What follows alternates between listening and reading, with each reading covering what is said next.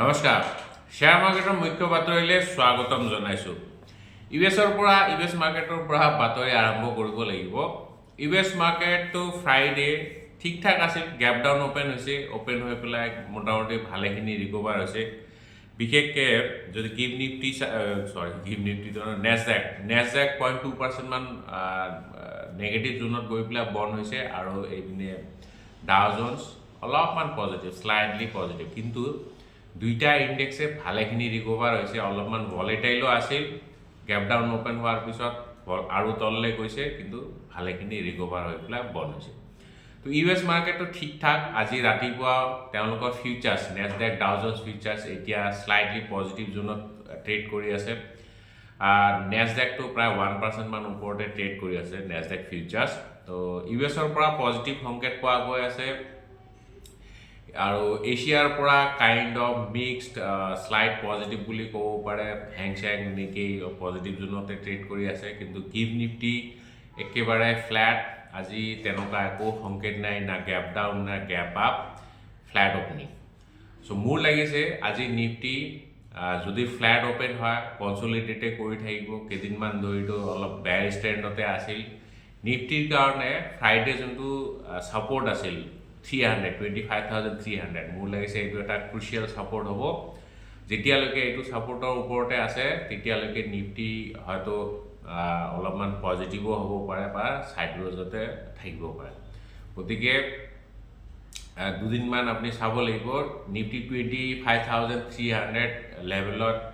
ওপৰত টিকিব পাৰিছে নে নাই যদি তাৰ ওপৰত টিকিব পাৰিছে তেতিয়াহ'লে আমি ৰিকভাৰী আশা কৰিব পাৰোঁ আৰু এইপিনে যদি ডেটা চাই data positive Friday data positive FII DII দুইটা পাৰ্টিয়ে বাইং মুডত আছে এফআইআই বহুত দিন নহয় 5-6 দিনৰ মূৰত ফ্ৰাইডে তেওঁলোকে বাই কৰিছে 4,000 প্ৰায় 600 ক্ৰ'ৰ্ছৰ ষ্টক বাই কৰিছে ডিআইআই 6,670 ক্ৰ'ৰ্ছৰ 75 ক্ৰ'ৰ্ছৰ ষ্টক বাই কৰিছে তাৰ ভিতৰত ভাৰতী এয়াৰটেলৰ 10,350 ক্ৰ'ৰ্ছৰ ব্লক ডিলটো আছে সেইটো মনত ৰাখিব লাগিব কিন্তু নেট চাবলৈ গ'লে ডেটা পজিটিভ হয় কাৰণ দুইটা পাৰ্টিয়ে বাইং মুডত আহিছে সো যদিও আজি আমাৰ নিফটি ফ্ল্যাট ওপেন হয় তেতিয়াহ'লে হয়তো ৰিকভাৰী হোৱাৰ চান্স আছে এতিয়া ৰিকভাৰী নহ'লে কি কয় সাইডৱেজ হৈ থাকিব পাৰে কিন্তু তললৈ যোৱা চান্স অলপ কমে দেখা পাইছোঁ আৰু এইপিনে গোল্ডমেন চেক্স মানে ৱৰ্ল্ডৰ ডাঙৰ ব্ৰকাৰেজ হাউচ তেওঁলোকে ইণ্ডিয়া ৰেটিং অলপমান বঢ়াই দিছে অভাৰৱেইট কৰিছে মানে তেওঁলোক অলপমান পজিটিভ ইণ্ডিয়াৰ মাৰ্কেট লৈ পেলাই আৰু নিফটিৰ যোনটো টাৰ্গেট সেইটো 2026ত 29,000 কৰিছে সো যদি তেনেকুৱা হয় তেতিয়াহ'লেতো কংগ্ৰেচুলেশ্যনছ টু অল দ্য ইনভেষ্টাৰ্ছ আপোনালোকৰ কাৰণে ভাল যদি 29,000 হয় অহা বছৰ যিয়ে নহওক আমিতো অপটিমিষ্টিক মানুহ আমি ভাল বুলি আশা কৰোঁ মাৰ্কেটত থকা মানুহ ভালে হ'ব লাগে আৰু এইপিনে ডিজিটেল গ'ল্ড লৈ পেলাই আমাৰ সেবিয়ে কিছুমান নটিফিকেশ্যন জাৰি কৰিছে যে আপুনি যে ডিজিটেল গ'ল্ডৰ ইনভেষ্ট কৰি আছে ফোনপে গুগল পে বা ইউপিআইৰ মাধ্যমেৰে সো সেইবিলাকত অলপ সাৱধানতা অৱলম্বন কৰিবলৈ কৈছে কাৰণ দে আৰ নট ৰেগুলেটেড বাই সেবি আৰু সেবিয়ে ৰাইজক ৰিকুৱেষ্ট কৰিছে ইনভেষ্টৰক যে আপোনালোকে ৰেগুলেটেড মাৰ্কেটৰ পৰাহে গ'ল্ড বাই কৰিব ইয়াৰ ওপৰত মই আজি এটা কাৰোচেল হেৰি কৰিম মানে আমাৰ যোনটো ফেচবুক পেজ আছে ইনষ্টাগ্ৰাম পেজ আছে তাতে হেৰি মই এটা পোষ্ট দিম ডিটেইলছ পোষ্ট সো যদি ফ'ল' নাই কৰা কৰিব তাতে আপোনালোকে ডিটেইলছ গম পাই যাব আৰু এইপিনে চাইনাই ৰেয়াৰ আৰ্থ মেটেল যোনটো ইউএছক এক্সপৰ্ট কৰিম বুলি কৈছে বেন লগাইছিলে সেইটো এবছৰৰ কাৰণে তেওঁলোকে পষ্টপন কৰিছে ডিফেন্স আৰু অটোমোবাইল ছেক্টৰৰ কাৰণে ইউএছ ডিফেন্স আৰু অটোমোবাইল ছেক্টৰৰ কাৰণে পজিটিভ বুলি ক'ব পাৰে কাৰণ এইটো ক্ৰুচিয়েল মেটেল হয় যোনটো এআই কওক বা ছেমিকণ্ডাক্টৰ চিপছে কওক তাতে ইউজ হয় গতিকে ইউএছ মাৰ্কেটৰ কাৰণে পজিটিভ নিউজ বুলিয়ে ক'ব পাৰে আৰু আজি লেন্সকাৰ্ট আইপিঅ লিষ্টিং হ'বলৈ গৈ আছে ইণ্টাৰেষ্টিং লেন্সকাৰ্টটো বহুত ডাঙৰ লেন্সকাৰ্ট আইপিঅ ডাঙৰ মানুহে ইনভেষ্ট কৰিছে ৰাধাকৃষ্ণ দামানী ইনভেষ্ট কৰিছে প্ৰি আইপিঅ তো এইবিলাক কিছুমান ৰাইজক লোক দেখাবলৈ তেওঁলোকে কিছুমান এনেকুৱা ধৰণৰ কাম কৰে আৰু যিমানখিনি মই ভাবোঁ কিন্তু বহুত অভাৰভেলুড তেওঁলোকে ইস্যু কৰিছে আৰু যোনদিনা ছাবস্ক্ৰিপশ্যন শেষ হৈছে লগালগ এম্বিট কেপিটেলে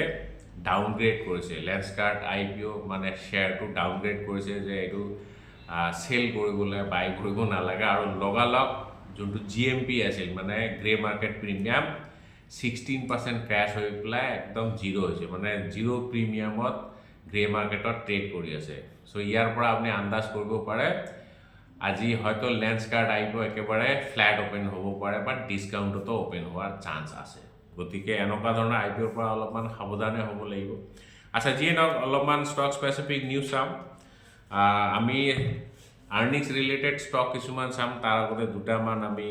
নন আৰ্নিং ৰিলেটেড নিউজ চাই লওঁ অশোকা বিলকনে নৰ্থ ৱেষ্টাৰ্ণ ৰেলৱেৰ পৰা এটা অৰ্ডাৰ ৰিচিভ কৰিছে 500 প্ৰায় 40 ক্ৰ'ৰ্ছৰ টু মেইনলি তেওঁলোকে ইলেক্ট্ৰিক ট্ৰেকশ্যন ছিষ্টেমটো আপগ্ৰেড কৰিবলৈ এইটো অৰ্ডাৰ ৰিচিভ কৰিছে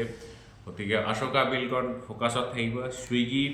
ছুইগিয়ে 10,000 ক্ৰ'ৰ্ছৰ কেপিটেল ৰেইজ কৰিবলৈ গৈ আছে through QIP qualified institutional placement আৰু এই পইচাখিনি তেওঁলোকে মেইনলি ফুড ডেলিভাৰী আৰু কুইক কমাৰ্চ বিজনেছটো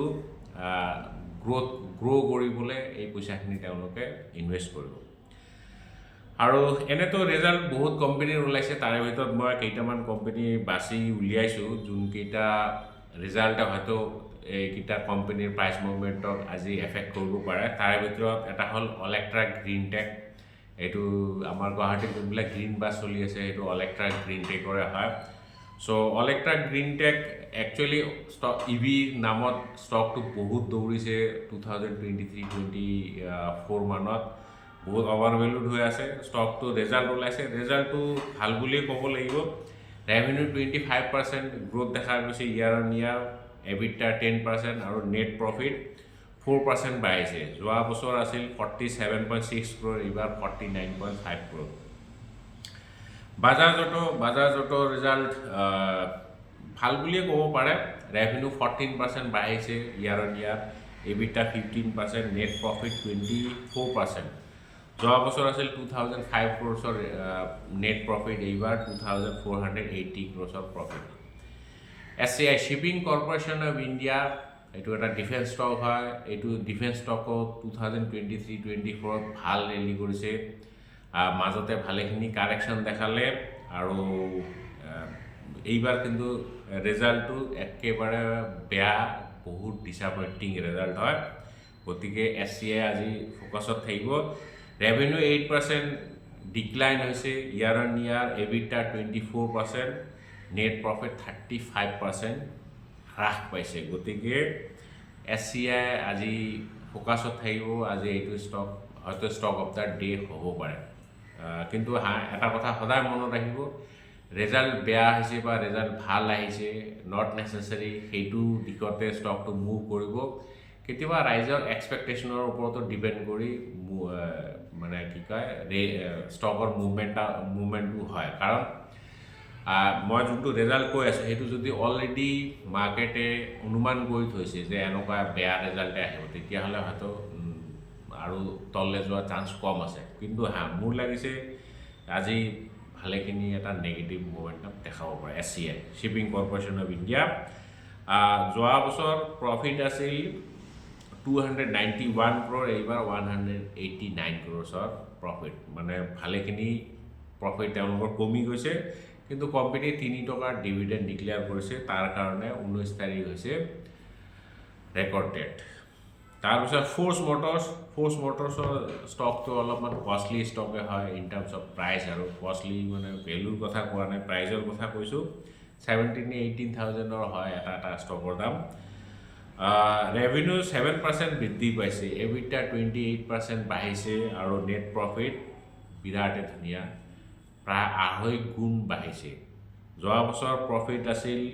135 ক্ৰ'ৰ্ছ এইবাৰ 351 ক্ৰ'ৰ্ছৰ প্ৰফিট গতিকে ফ'ৰ্চ মটৰ্ছ আজি ফ'কাছত থাকিব টৰেণ্ট ফাৰ্মাৰ ৰিজাল্ট বেয়া বুলি ক'ব নোৱাৰে ৰেভিনিউ 14% বৃদ্ধি পাইছে আৰু EBITDA 15% বাঢ়িছে আৰু নেট প্ৰফিট 31%। যোৱা বছৰ আছিল 453 crores, সেইটো বৃদ্ধি পাই পেলাই 591 crores of profit। So stock related আজি এইকেইটা ষ্টকত ভাল মোমেন্টাম থাকিব লাগে ডিউ টু আৰ্নিংছ। আৰু আজি মুখ্য বাতৰি ইমানে। আজি আৰু বেছি দীঘলীয়া নকৰোঁ, কাইলৈ আমি আকৌ লগ পাম। জয় আই অসম।